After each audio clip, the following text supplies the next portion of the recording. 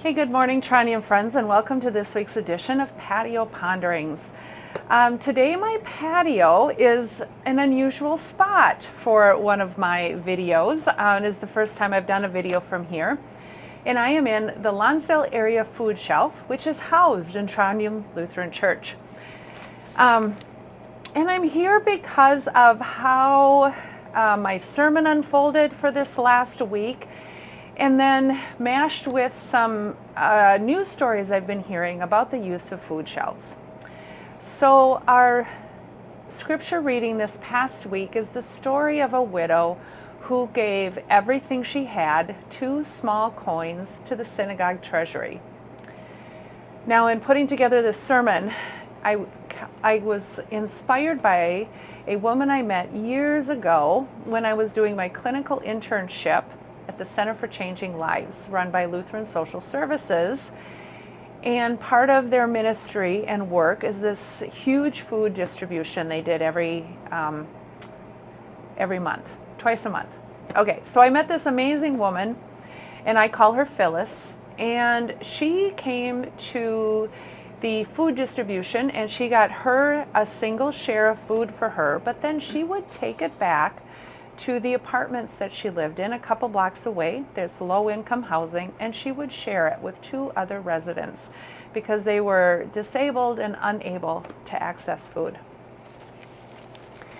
And so we talked about our call as followers of Jesus to care for the widow, to care for the poor, and to feed the hungry. And so this just seemed like a natural place to be. So what I've been thinking about is all the different aspects of life together that goes into making sure that we have accessible and affordable, healthy food for everybody. We live in one of the wealthiest countries in the world, and yet we have people who aren't sure where their next meal is coming from. And there's so many different things that play into that. It's very complex. There's weather and climate, geography and location, agricultural practices and policies, government policies, economics, corporate policies. And within all of those systems and structures, there's a spectrum that runs from benevolence and generosity to greed and corruption, and all of that works together to affect our food availability. And as we think about caring for others, I think food shelves have become a critical resource in that. When all those systems and policies don't align and we leave people in deep need for one of our most basic necessities, food shelves are there.